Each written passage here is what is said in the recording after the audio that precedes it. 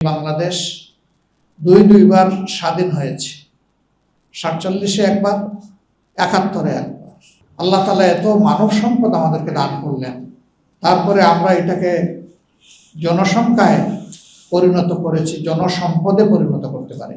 এই আশুরার দিনেই আল্লাহ রাব্বুল আলামিন হযরত মূসা আলাইহিস সালামের জাতিকে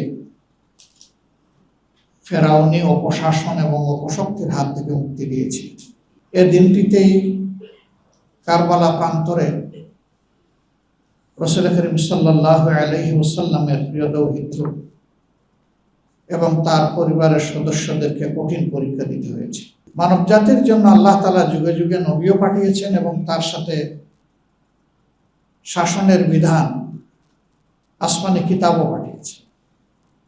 যেহেতু আল্লাহ তাআলা মানব জাতিকে পয়দা করেছেন, মহান আল্লাহর চাইতে মানব জাতির প্রয়োজন অন্য কেউ বোঝার প্রশ্নই উঠে না।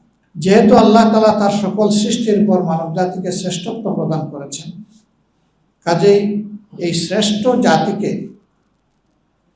আল্লাহ তাআলা সবচেয়ে বেশি ভালোবাসেন, এটাই প্রমাণিত। এই ভালোবাসার জায়গা থেকেই আল্লাহর বিধান আল্লাহ তাআলা যুগে যুগে দান করেছে, নির্দিষ্ট কোনো কওমের জন্য।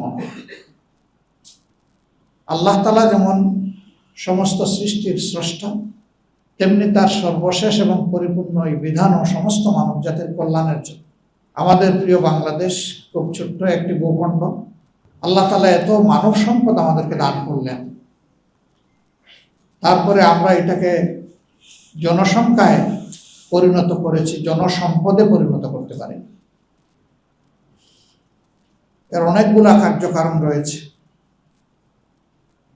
তার মধ্যে গুরুত্বপূর্ণ হচ্ছে সুশিক্ষার অভাব।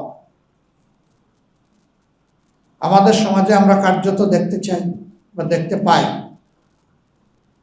যাদেরকে আমরা শিক্ষিত বলে মনে করি, উচ্চশিক্ষিত মনে করি, তাদের একটা বিশাল অংশ, গুরুত্বপূর্ণ অংশ অনবরত সমাজের আমানতের খেয়ানত করে চলছে। তারা বৈধতার সীমা লঙ্ঘন করে অবৈধ পথে মানুষের সম্পদ, ইজ্জত তারা গ্রাস করে ফেলেছে। যদি তারা সুশিক্ষিত হতেন, তাহলে মানুষের উপরে এই অবিচার তারা করতেন না। দ্বিতীয় কারণ হচ্ছে, সমাজ এমনি এমনি চলে না। সমাজ চলার জন্য একটা সামাজিক কাঠামো লাগে, শাসন ব্যবস্থা লাগে। এই কাঠামোর মূল দায়িত্ব যারা পালন করেন বা শাসন ব্যবস্থা যাদের হাতে পরিচালিত হয়,